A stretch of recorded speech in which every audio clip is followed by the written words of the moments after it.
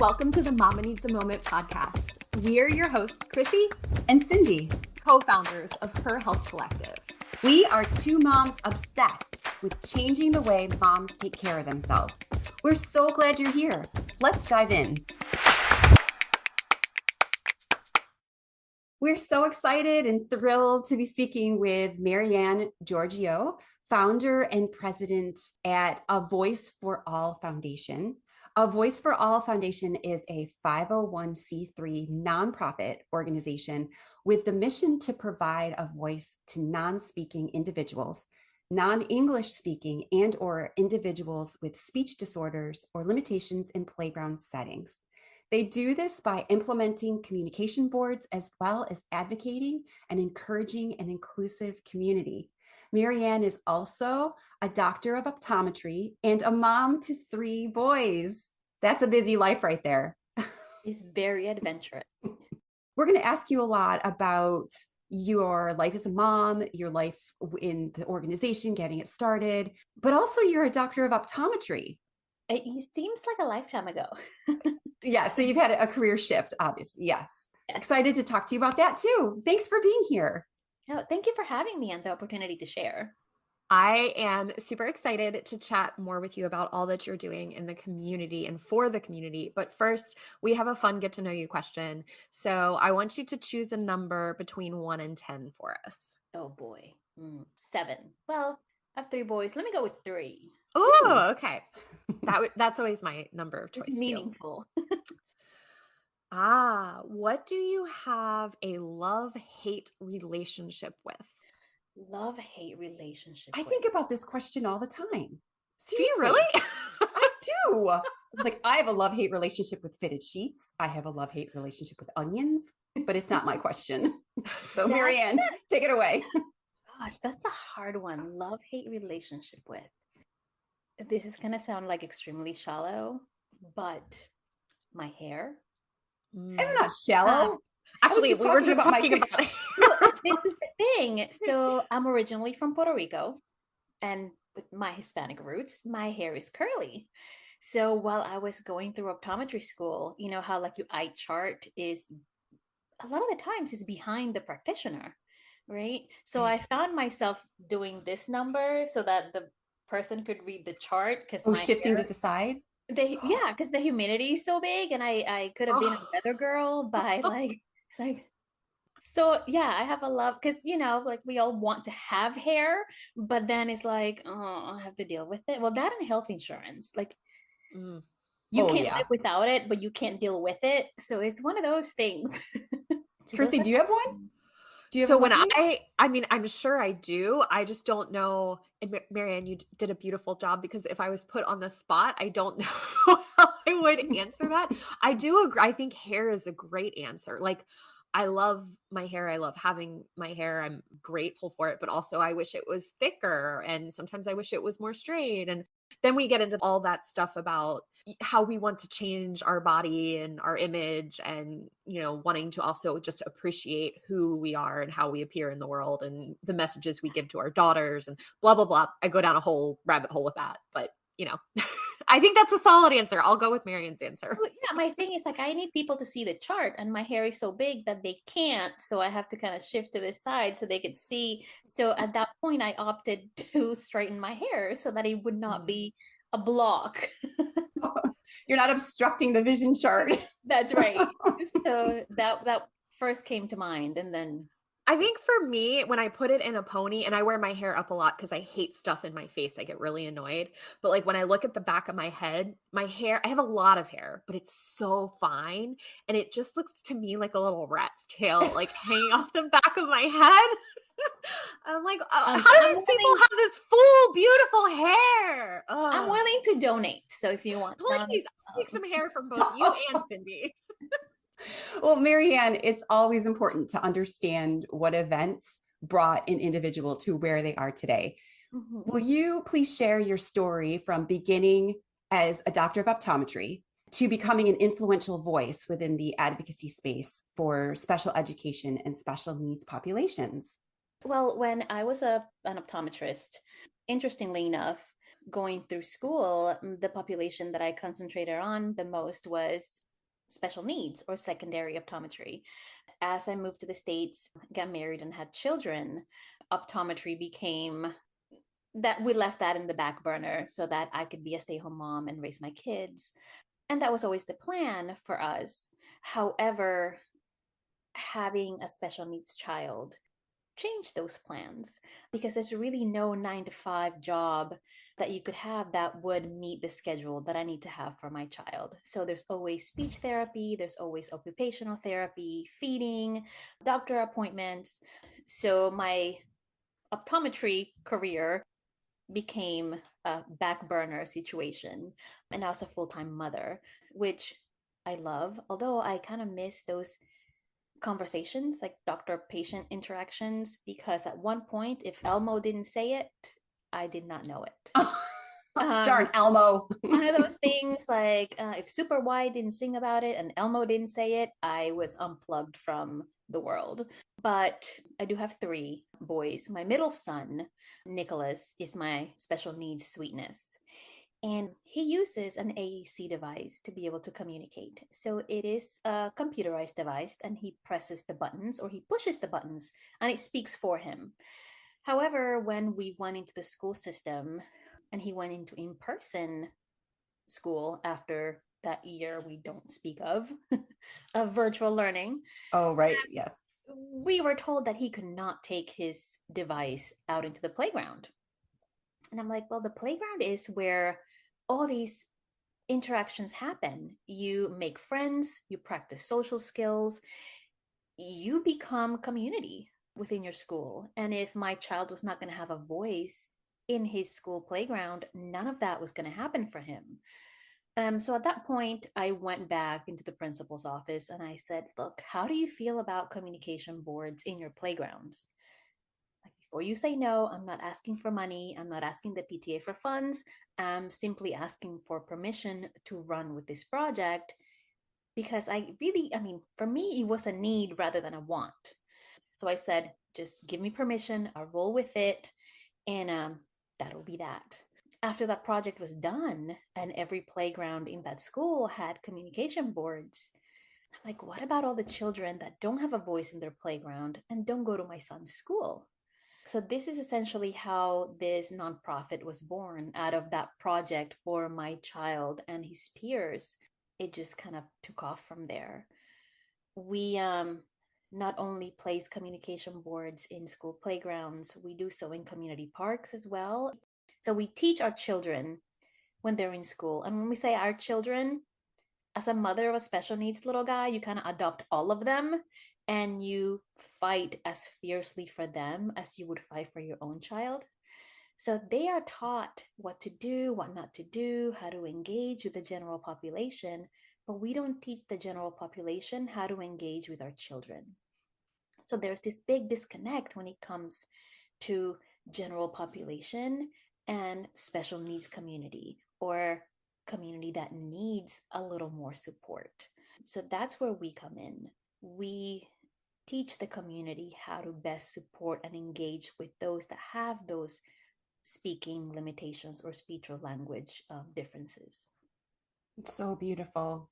It's such a blessing to have people like you out there that are the voice for the voiceless. Your son, you said, uses an AAC device, which stands for an augmentative and alternative communication device.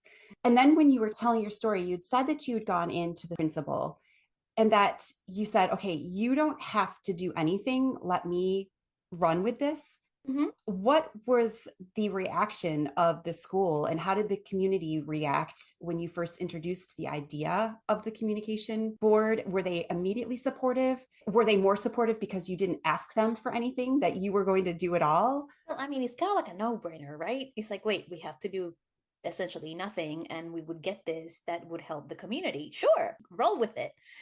Within 2 weeks, I had $3,000 from the community to make this project happen. So I did not get a no from anyone. And it's one of those things that you don't think about if you're not living in that bubble or if it doesn't like serve or support your immediate family. But when you hear about it or see it, you're like, oh, yeah, that's a great idea. Why don't we have that everywhere?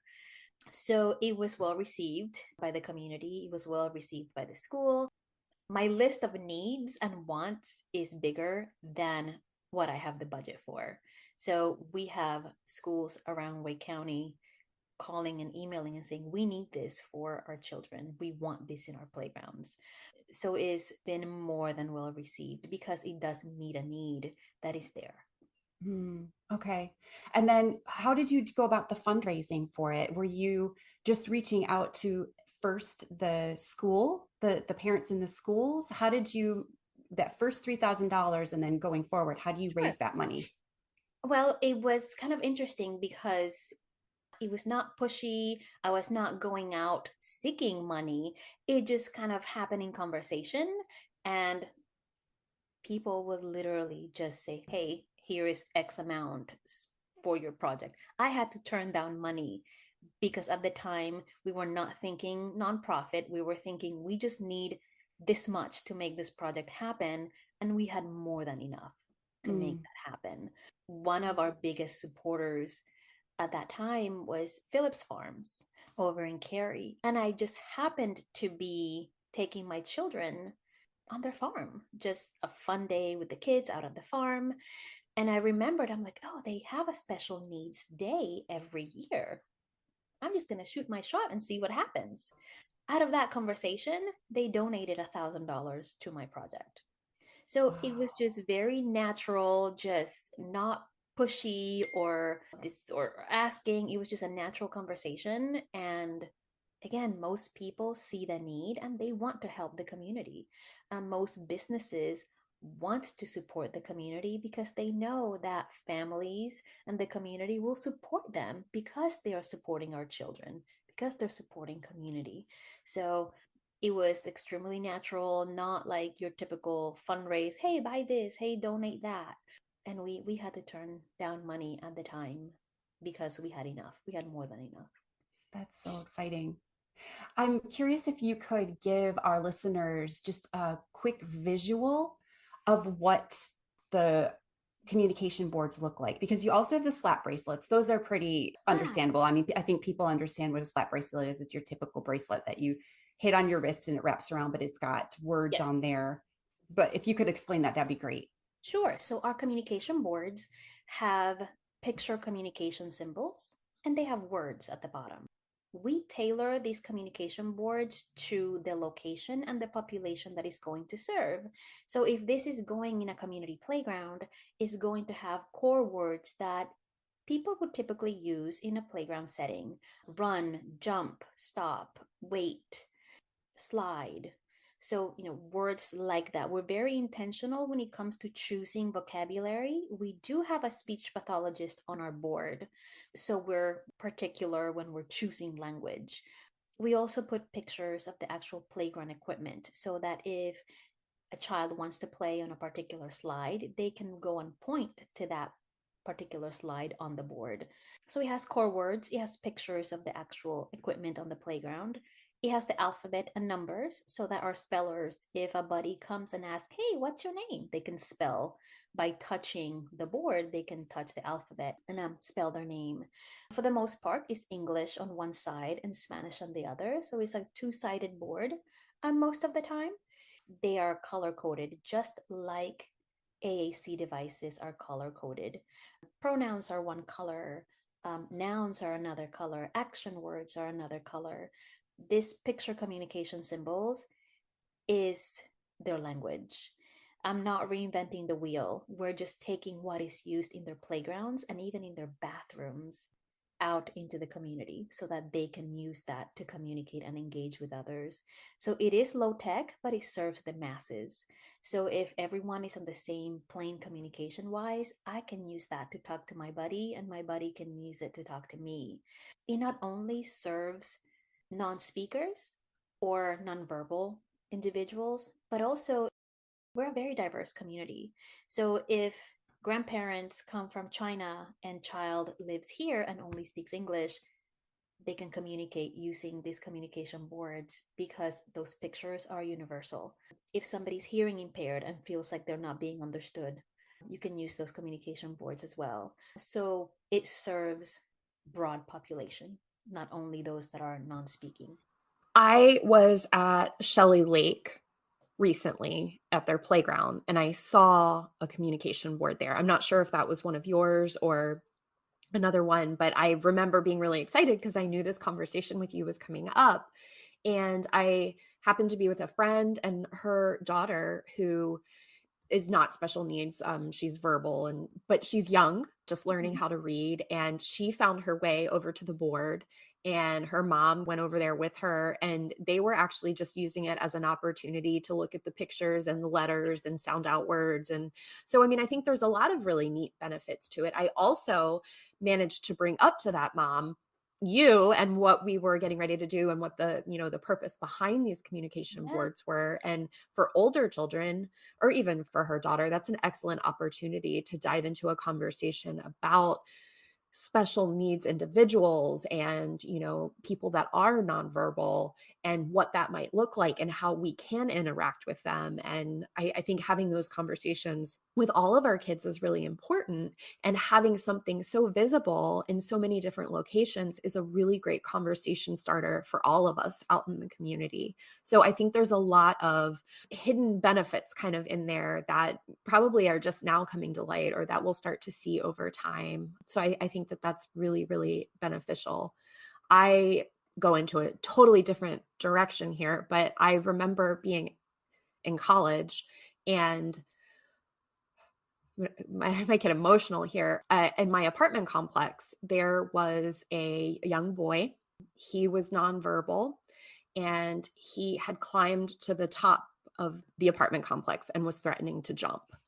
And the police had been called. And I remember we were all standing there and he couldn't communicate, and the cops didn't know how to communicate with him. So I will also say everything ended in as good of a way as it could have. He was brought down and he was saved. But I remember just he's making these guttural noises and nobody was able to communicate with him. The cops weren't able to, they had to call someone special in. And just even thinking about your slap bracelet, I'm assuming that it is for scenarios like that where at least there could have been some form of communication in that one moment.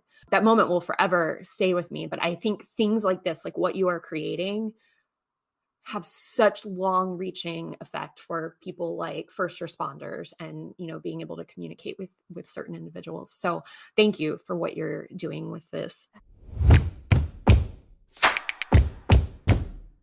This episode is sponsored by Her Circle, the supportive and welcoming community for moms created by Her Health Collective. Her Circle is a welcoming and supportive community for moms who are passionate about making change for themselves, their families, the community, and the world. Together, this village of women are revolutionizing the way moms take care of themselves. From an active, private online community and the incredible daily chats hosted there, to our many gatherings, including support groups, Moms Night Out, volunteer opportunities, book club, family adventures, coffee chats, and so much more. We love providing moms the chance to connect and create authentic relationships with one another. The network of experts in Her Circle are a phenomenal resource and provide great learning experiences for moms on topics ranging from women's health to parenting. We cover the issues that matter to moms the most, from virtual expert Q&As to one-on-one Wellness Minute consultations and support groups. We are committed to getting moms in front of the information, experts, and support they need most. To learn more about Her Circle, head to www.herhealthcollective.com. We have a limited number of spaces and the doors only open a few times a year. So be sure to add your name to the no obligation waitlist so you are the first to know when the doors officially reopen.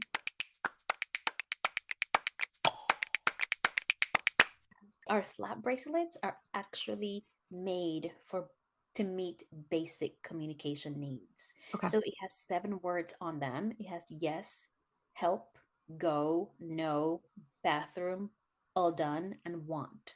So you can meet somebody's basic needs with those words. You can start by asking yes or no questions, and they just point at the answer on your bracelet.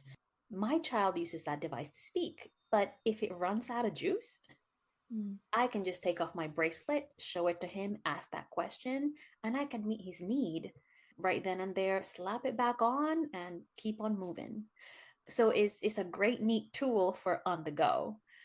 Another program that we do have is just that first responders, healthcare providers, police force, we team up with them so that we can make a tailored handheld tool with picture communication symbols and all of that so that they can best communicate and engage with those that have those speech and language needs. The tool is great. However, we do give them training on how to use that appropriately, the do's and don'ts. How do I best engage? How do I use this so that I can best serve and support? A lot of the times, what happens currently is I don't know how to best engage or communicate with someone that is non speaking. Mm-hmm. So I shut down communication. I go about my routine of doing certain things. Meanwhile, that child is more scared, more anxious. So that in turn can turn into aggression, not necessarily because they're aggressive in nature, but because I'm scared. There's no expectation. I don't know what's going on. So in my mind, I'm going down a rabbit hole. So more often than not, that's what ends up happening. And that's why you hear about nonverbal children being handcuffed and Yeah. put in the back of Yeah.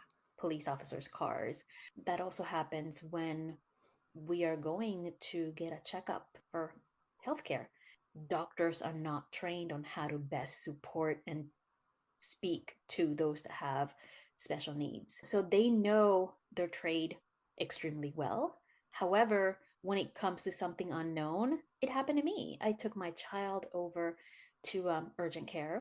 And as soon as everything was fine, as soon as I said non speaking, everyone took a step back. And I just kind of looked at Mm. them like, what's happening? And no one wanted to assess my child. They were like, oh, we're just going to observe. I'm like, why? Don't you need to take data? Don't you need to look at my child and run some tests to be able to determine whether he's okay or not? I ended up doing the tests and collecting the data. And after the visit, I talked to the doctor and I said, my child's superpower is that he's extremely chill. So he's not a behavioral child. He is extremely calm, which is his superpower, but he uses it wrong because, in that same token, it's hard to get him motivated to learn new things that he doesn't want to because he's just like, I'll just play over here and do my own thing. Thanks. But I was thinking, how do you serve this population if my child is not throwing tantrums or having big feelings and big moments, and yet everyone takes a step back? How do you support them and how do you do your routine tests? And he looked at me and he said, well, to be quite frank, we do a very poor job. I said, well, that's not acceptable.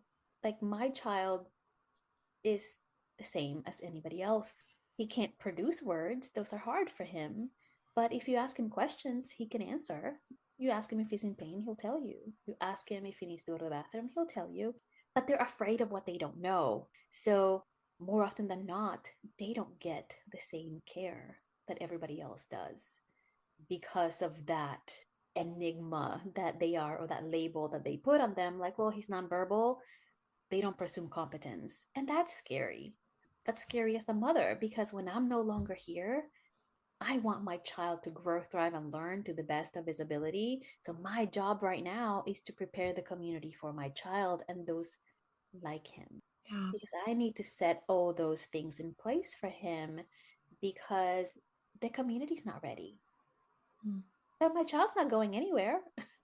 So it's about awareness and education and how you can best support, how you can best serve, because they're not second class citizens. They're citizens just like anybody else, and they are extremely deserving. But again, you don't know what you don't know. So I take those as educational moments. I'm a firm believer that when you speak to someone, you either learn something new or teach something. So they're more likely to receive it out of love and concern than anger. Absolutely. So powerful what you're doing, and your passion for your child and this project and serving the community is so palpable.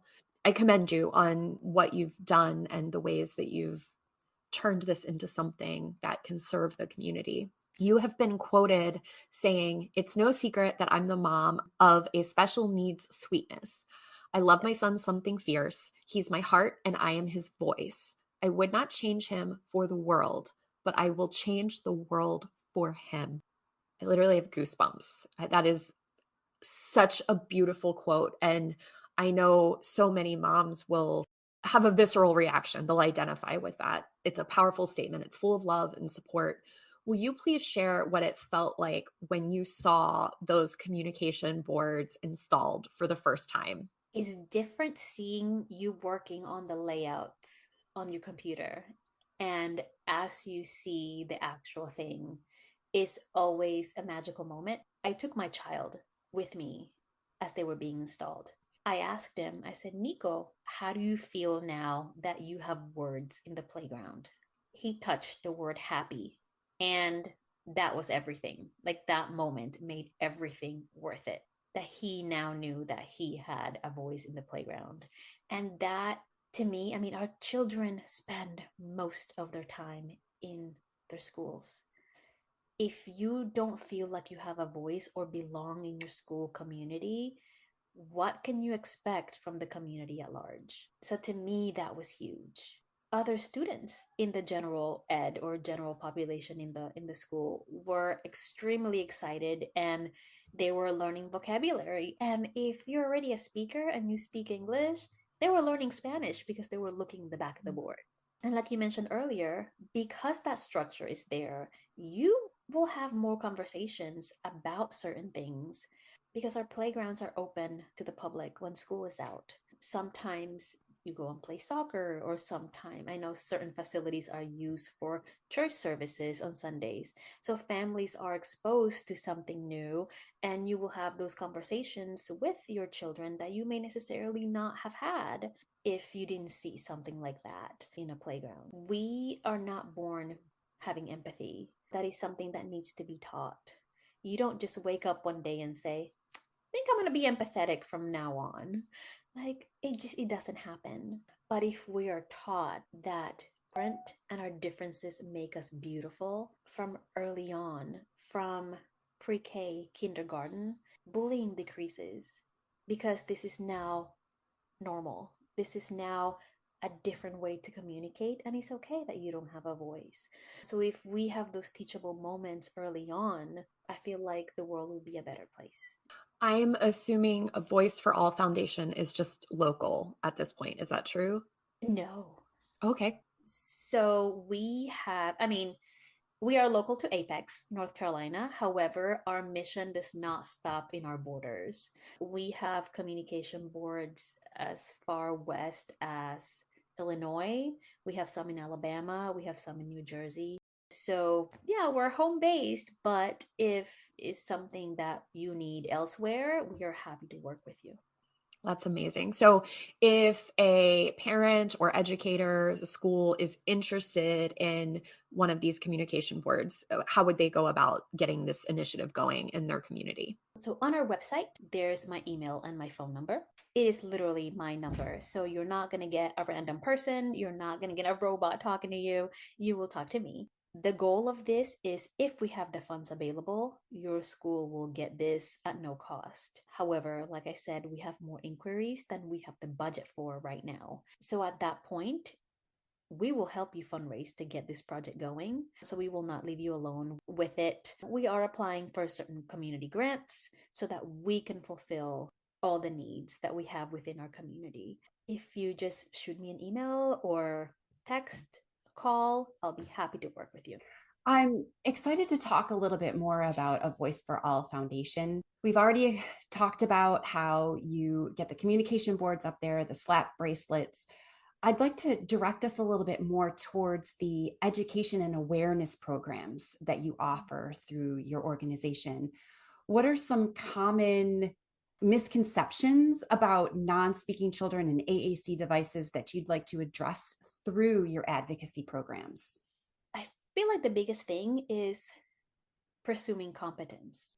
Most people, when they see somebody that has X or Y need, they don't presume competence. My child is not able to formulate words. However, he can hear you and he's understanding everything that is being said around him. So a lot of people assume that because you can't speak, you must not be smart or you can't comprehend. And this is why the first thing that I say when we're giving these chats or these educational sessions with our healthcare providers or police officers is like, please presume competence. Talk to them just like you would anyone else. Because more often than not, they know exactly what you're saying to them. And a lot of the times, if we set the expectation so low, why would we rise up to meet that expectation? It's like, they don't think I can do it. It's okay, I won't. Like, I don't have to put any effort because there's no expectation. So, the first thing would be presume competence as you're addressing and directing that conversation. Go down to their eye level because that one makes it more comfortable. It makes it seem that you're talking to them instead of talking at them. So they're more likely to cooperate with you if you're down to their level, if you're asking, if you're talking directly to them, than rather talking at them. It builds trust. It makes them feel more comfortable. So you're more than likely to get a response or cooperation. I know that you've said that you go to the first responders and educate them. Could you tell us about any other programs that you do through your work? Sure. So right now we are partnering with Wake CIT. So we trained all of first responders, police officers that come through CIT training, which is crisis intervention training. We're also partnering with Wake EMS so that all of our paramedics and ambulances will have tools tailored to them so that when and if they need them, they're equipped to have a communication tool and bracelets as well. The school system is it's a little different. It takes a lot of hoops to jump through to be able to serve them. However, is something that we're working with. Currently, we are putting boards at Lacey Elementary School in Raleigh and also Salem Elementary in Apex. So it takes a little longer to be able to serve the schools just because of the hoops that we have to jump through. But that's my primary concern Mm. is our schools.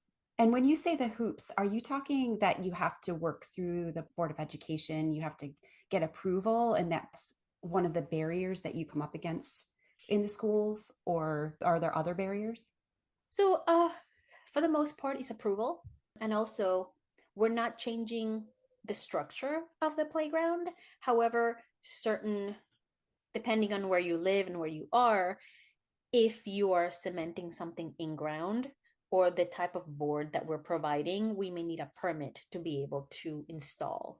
So those things is not just talking to a business and writing up a contract and oh, you give us the board, we install and we're done. So it's getting approval for the language, getting approval for where it's going to be installed, talking to the principal to see if there's a permit needed because of the location and area that the school is located in. Also checking for gas lines underground. Right. If we are installing a board that is in ground, if we're installing a board that is going on a wall or on a fence, it's a little different.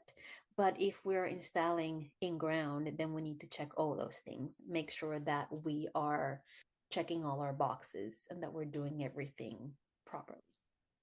That's so interesting because there's hoops that people would never even think about there that you just mentioned, things that would hinder the progression of being able to install these rather than just saying, kids need these on the playgrounds, they need them in the parks, let's just put them up. But there's all these Right. different approvals that you have to go through. Well, Yes. thank you for taking on that battle. That it's so meaningful and important to hear you talk about this. What are your long-term goals for A Voice for All Foundation?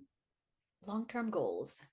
So we started with just wanting to serve um, Wake County. However, we We even have 25 boards in all the Head Starts of Durham and Orange County. Not necessarily because there are special needs children there, but because in your Head Starts, you see pre-verbal children. So children that are learning language that you don't know if they're going to have a delay just yet. They're just learning how to speak. So my goal is to have our boards in every school that serves the special needs community.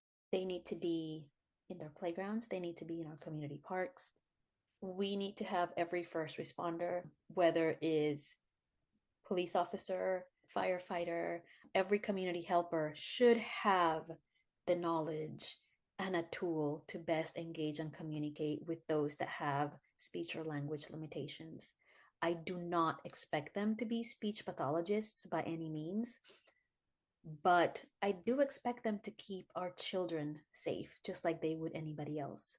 And communication should not be the thing to hinder that. Just the awareness and education part alone on how to best support that family, how to best support that child when lost. We actually worked with the Chinese Lantern Festival in Cary for their Special Needs Day. We created a communication tool tailored to that particular event.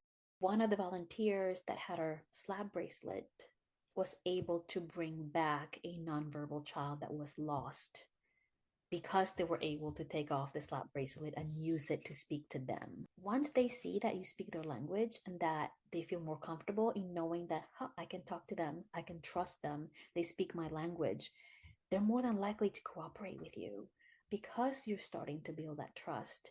So that volunteer came up to us and they were extremely excited and said, I was able to bring that little boy back to their parents because I was able to communicate with them.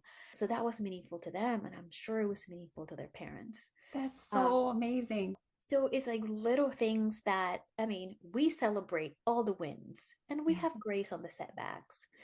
But a lot of things that to somebody that only has neurotypical children, to them, it might be insignificant.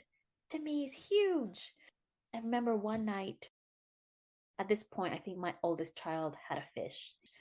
Nicholas walked up to the fish tank and he was looking at it for a little while. And all of a sudden he said, bubbles, clear as day. It was 8:30 at night. We had a party because my child said the word bubbles. We had cake and everything. It's like Wow. we are celebrating. I haven't heard bubbles since then, but it was special. He was able to formulate a word and is a huge win. So something as quote unquote insignificant as hearing a word is huge. So we do celebrate all the wins. Oh, for sure. Thank you so much for all that you've shared. We will link to your website as well as your social channels in our show notes. But I'm sure that there's going to be some listeners that are curious about getting involved with you. And I'm sure that you graciously welcome volunteers. And what are some other ways that you would welcome some involvement? Can you tell us how some people can get involved with you? Absolutely. So you can go through our website and go through our volunteer link. A lot of the times is supporting our families, is helping us go through vendor events and talking to families, or raising funds for a particular school. I have a local realtor who is amazing. Her name is Heather Taylor, and she called us and said, hey, I'm a local realtor. I love what you're doing. How can I support? Who's your next school on your list? So her realty group raised funds to support that particular school. And this fall, we're putting communication boards in that school because of them. So as you talk to people in the community, they want to support, they want to help. And obviously, we're putting her logo on those boards as well. Oh, wow. I love it. Thank you so much, Marianne. This is a great way to end my week speaking to you and just hearing the amazing things that you're doing for people out there, the kids out there. So thank you so much for your time. Thank you so much. We've enjoyed hanging out with you today, friend. We hope you got to finally enjoy a hot cup of coffee as you listened. Make sure you follow us so you're the first to know when we drop a new episode. If you've enjoyed your time with us, let us know by leaving a review. We always love hearing from you. Until next time, stay true to you.